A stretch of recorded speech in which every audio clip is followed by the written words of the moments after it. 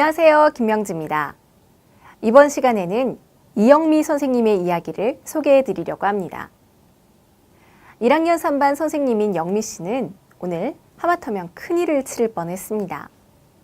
수업 중에 책을 들고 분단 사이를 넘어가다가 윤재의 책가방에 걸려 넘어질 뻔한 것이죠. 다행히 바닥에 고꾸라지기 전에 3반에서 가장 몸집이 큰 재현이가 몸을 잡아줘서 화를 면할 수 있었습니다. 되돌아보면 전에 지수도 윤재의 책가방에 걸려 무릎이 까진 적이 있습니다. 어떤 때에는 바닥에 놓여진 윤재의 책가방이 아이들의 발에 이리저리 채여 윤재 자리에서 멀찌감치 놓여진 적도 있었죠. 그때 윤재는 자기 가방이 없어졌다고 난리였고 영미 씨는 누가 윤재 가방을 숨겨놓았냐고 아이들을 다그치기까지 했습니다. 그동안은 윤재의 이런 행동에 누가 크게 다친 것도 아니고 별것 아닌 것 같아서 잔소리를 하고 싶지 않았고 몇 차례 주의를 주는 것에서 그치고 말았지만 이런 사건을 겪어보니 잘못하다간 누군가가 크게 다칠지도 모른다는 생각에 수업이 끝난 후 윤재를 불러 야단을 치기로 마음먹었습니다. 윤재는 선생님의 수업이 끝난 후 남으라는 말에 잔뜩 겁에 질린 모습이었습니다. 영미 씨가 말을 꺼내기도 전에 윤재가 먼저 말했습니다. 선생님, 잘못했어요. 영미 씨는 한숨을 쉬며 엄하게 이야기했습니다. 그래, 뭘 잘못했지? 가방을 바닥에 둬서요. 그걸 알면서 왜 그랬어? 선생님이 지난번에도 가방 바닥에 놔둬서 뭐라 했지? 이게 도대체 몇 번째야? 다시 또 그럴 거야? 아니요, 안 그럴게요. 진짜지? 이제 안 그럴 거지? 이번 한 번은 봐줄게. 윤재를 보내고 영미 씨는 생각에 잠겼습니다. 윤재는 그렇게 버릇없거나 못된 아이가 아닌데 왜 자꾸 잘못된 행동을 하는지 영미 씨는 이해할 수가 없었습니다. 천천히 생각해 보니 윤재가 성격이 급한 것 같기는 하네요.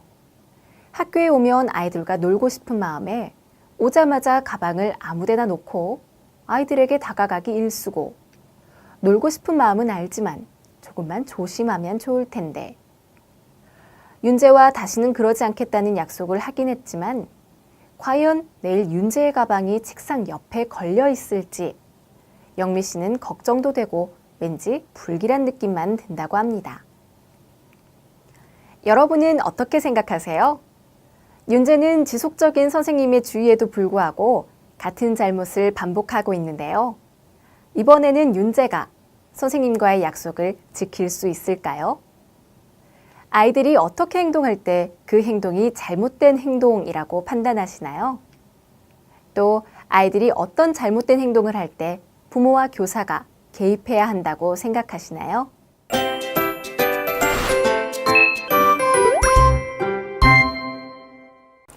오늘도 이보연 교수님 모셨습니다. 교수님 안녕하세요. 안녕하세요. 교수님, 그러고 보면 아이들이 혼나는 이유의 대부분은 대단히 큰 잘못을 했다기보다는 빨래를 빨래통에 안 넣었다거나 문을 안 닫고 나가거나 이런 사소한 것들인 것 같은데요. 이런 것 때문에 아이들이 사실 잔소리를 계속 듣게 되잖아요. 근데 매번 잔소리를 해도 쉽게 고쳐지지 않는 이유가 뭘까요? 아이들 입장에서 살펴보면 아이들 입장에서는 그 행동이 뭐 그렇게 잘못된 건가? 라는 생각을 하는 거죠. 네.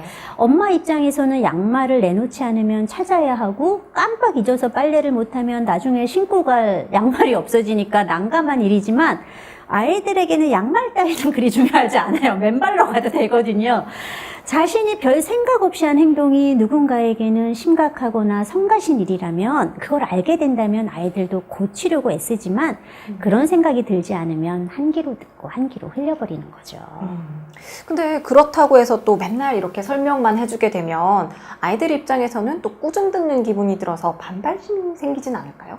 그렇죠. 좋은 소리도 자꾸 들으면 싫다고 하잖아요. 아이들에게 꾸중이나 잔소리로 느껴지지 않게, 그리고 무엇보다 아이의 의도가 나쁜 것으로 받아들여진다라는 느낌 없이 아이들에게 부모나 교사의 입장을 잘 전달하는 기술이 필요해요. 그렇다면 윤재의 행동은 선생님이 개입을 해야 하는 건가요? 네, 맞습니다. 윤재가 바닥에 아무렇게나 가방을 놓는 것은 그 가방에 걸려서 사람들이 다칠 수도 있는 거고요. 또 그러다 보면 가방을 잃어버릴 수도 있는 재산상의 손실이 일어날 수도 있는 일이기 때문에 네. 개입을 해야 합니다. 또한 중요성의 원칙 기준에 봤을 때도 이미 윤재의 가방 때문에 다칠 뻔한 일들이 몇 차례 반복되었으므로 개입하는 게 맞습니다. 그렇다면 선생님은 어떻게 개입을 해야 할까요? 선생님이 윤재에게 보낼 개인적 메시지를 한번 우리 만들어 봐요. 자, 1단계는 반영하기입니다. 윤재가 등교에서 가방을 아무렇게나 내팽개치고 친구들에게 다가갈 때 선생님도 윤재에게 재빨리 다가가서 반영하기를 합니다. 아이고, 윤재는 빨리 친구들과 놀고 싶구나. 그래서 가방을 걸어 놓을 틈이 없었나 보구나. 자, 2단계 설명하기와 이유 제시하기입니다. 이제 윤재의 행동에 대한 선생님의 정서에 대해서 말하고 그 이유를 설명해 줄 차례지요. 네. 가방이 바닥에 놓여져 있으면 선생님은 걱정이 돼. 왜냐하면 가방을 보지 못해서 걸려 넘어져 다치거나 가방을 잃어버릴 수도 있거든. 3단계는 규칙을 제시하는 것입니다. 네.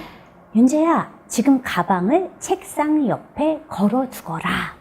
라고 말해주는 거죠. 그리고 보너스 단계 칭찬해주기가 있는데요. 윤재가 선생님의 말을 따르면 긍정적인 개인적 메시지를 제공합니다. 윤재야, 선생님의 말을 따라주니 정말 너가 내 말을 주의 깊게 들은 것 같아서 선생님 기분이 참 좋구나. 이렇게 해주는 거죠. 도장 꽝 찍어주는 거예요. 참 잘했어요. 네. 네. 자, 그럼 이 영상을 보고 계신 우리 부모님들 그리고 선생님들께 교수님께서 당부하실 말씀 있으시다면요? 어떤 부모와 교사는 아이들의 실수나 잘못에만 초점을 두기도 합니다. 하지만 아이들이 올바른 행동을 하게 하려면 가장 좋은 거는 긍정적인 행동을 할 때 이에 대해 칭찬해 주는 것입니다. 아이들이 적절한 행동을 했다고 여겨질 땐 긍정적인 개인적 메시지를 주도록 노력하세요. 긍정적 개인적 메시지는 우리 배웠던 개인적 메시지의 첫 번째, 두 번째 부분만을 사용하는 것입니다. 이미 좋은 행동을 하고 있기 때문에 규칙을 설명해 줄 필요는 없잖아요. 선생님이 말하지 않았는데도 스스로 주변을 정리했구나. 정말 기쁘다. 이제 깨끗이 치운 책상에서 보드게임을 할 수 있겠네. 이런 것처럼 아이의 어떤 행동이 선생님에게 특별한 의미로 다가온지 말해주는 것입니다. 네, 오늘도 교수님 말씀 잘 들었습니다. 오늘 말씀해 주신 이 개인적인 메시지 꼭 기억하시길 바라면서 이 시간 마치도록 하겠습니다. 교수님 고맙습니다. 감사합니다.